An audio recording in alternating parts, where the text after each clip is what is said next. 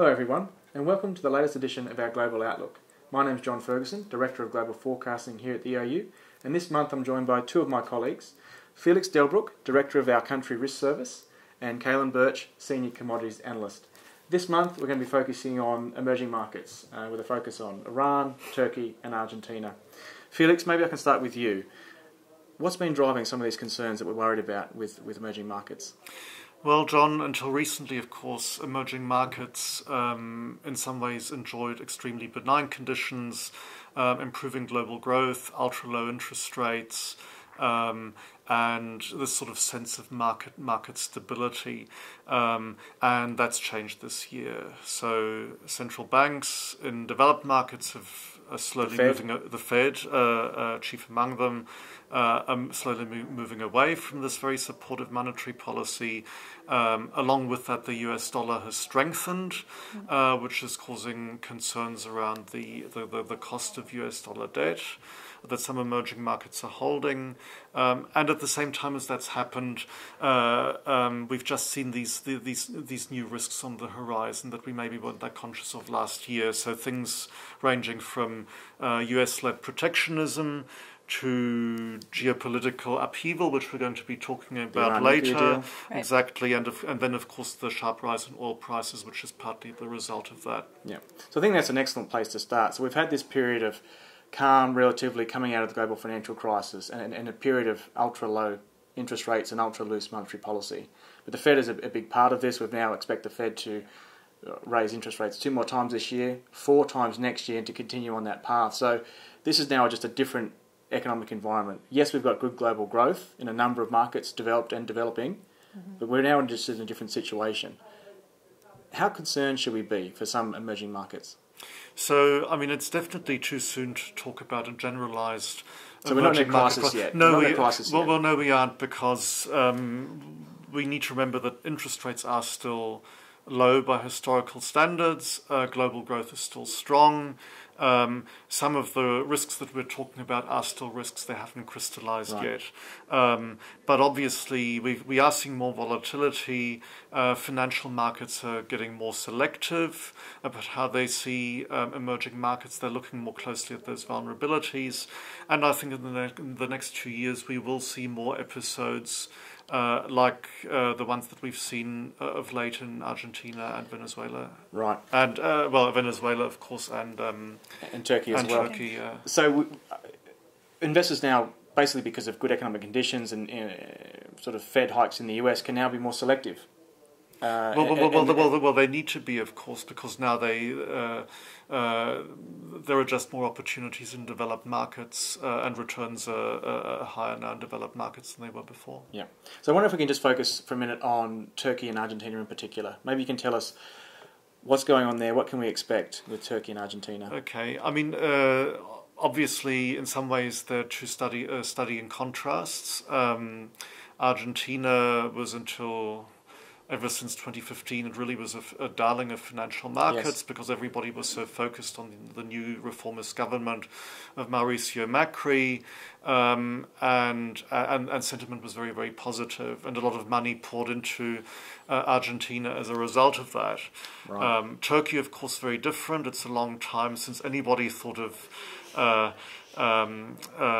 President Erdogan as the sort of market-friendly poster child, although that's how people thought of him at one point in the distant past. So they seem quite different. What they both share, of course, is some fundamental vulnerabilities. Both have very high inflation. Both have large current account deficits.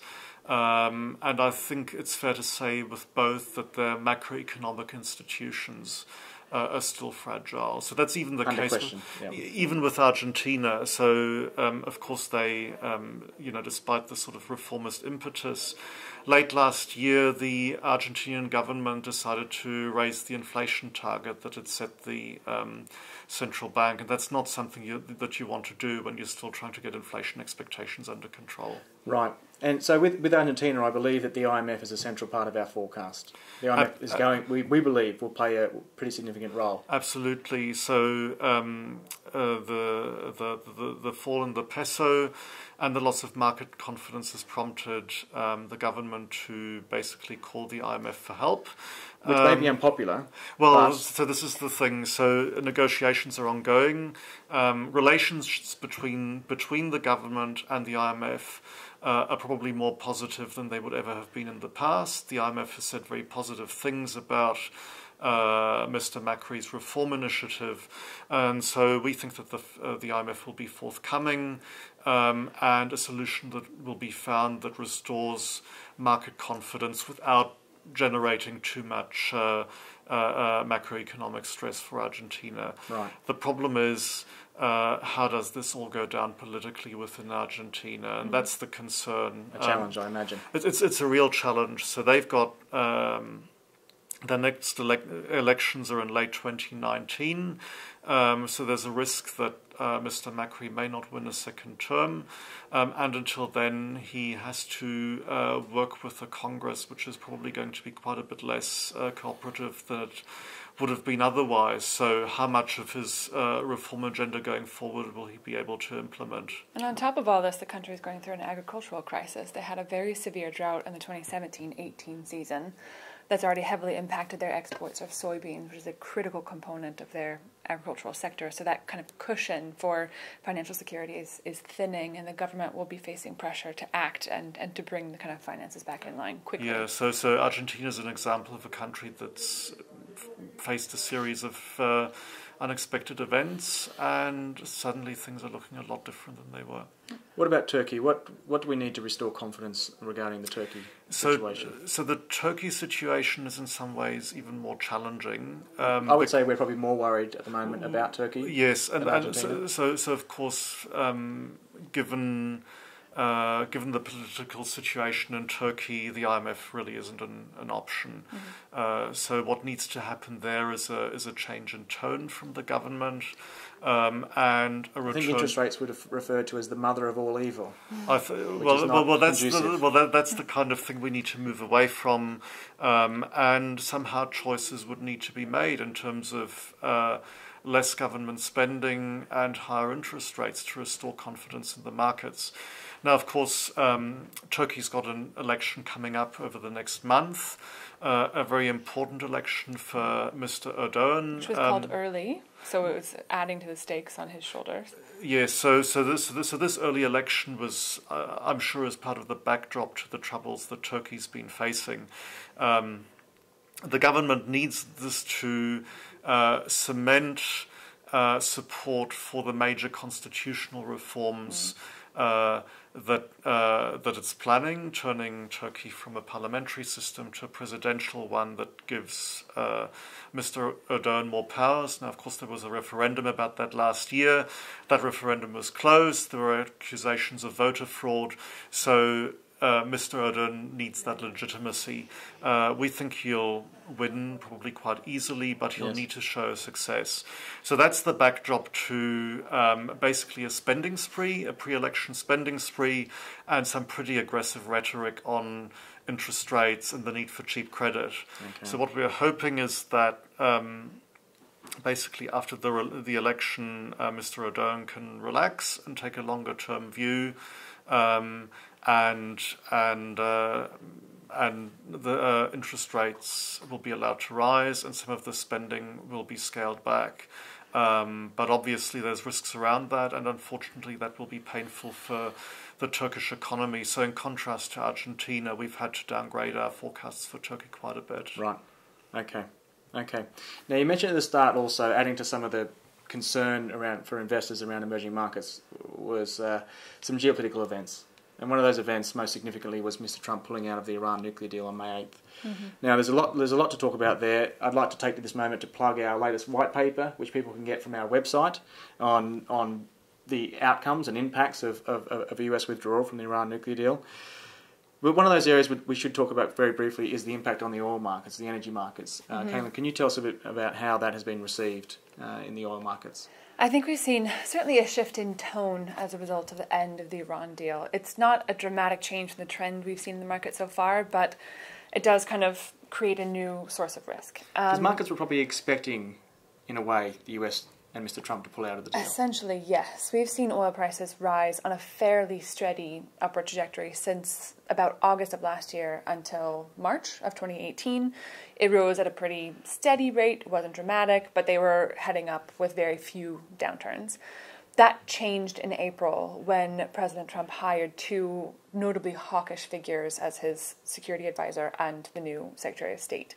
That was a symbol, kind of an early signal that the Trump administration was probably going to withdraw. There were a few barriers to that decision. And that led oil prices to rise above this kind of symbolic level of $70 per barrel for international prices, not U.S. prices. And that, we think, that continued over the kind of second half of April, and that was likely the market pricing in the expectation that Trump would withdraw, even though at the time they had not said anything definitive in that regard. Then, as a result, when the Trump administration did definitively withdraw on May 8th, oil prices rose by about $3 to $5 per barrel from their current level, which just goes to show that investors had been slowly working that into the price. Yeah.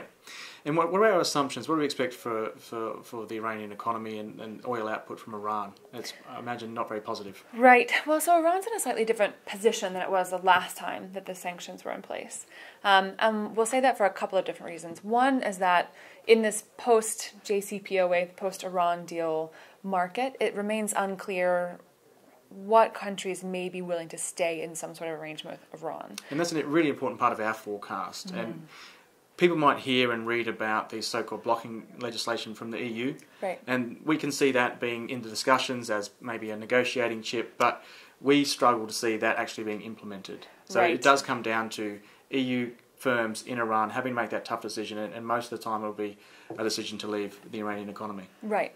We've seen that so far already. There's still kind of measures being discussed in the EU Parliament, kind of different ways that could be brought about.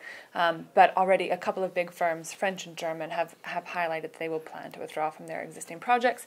The French oil and gas major Total has said that it would consider withdrawing from its projects in Iran if it does not receive a waiver.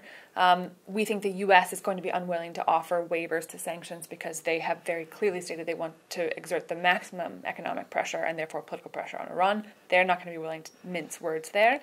And we think the EU Parliament is going to be really struggling to kind of avoid the financial services backlash, kind of protect EU firms from being cut off from those critical markets to them. Total, if it does withdraw, has just signed up to a majority stake, well, just in 2016, but progress has been slow, signed up to a majority stake in the massive gas South Pars field in Iran. If that project were to fall through, that would have a significant impact on Iran's economy. Right. Okay. I think we'll leave it there for today. We've covered a lot of ground. Thank you, Felix. Thank you, Cailin. For now, we'll wrap it up, but we'll talk to you again next month with the latest edition of our Global Outlook.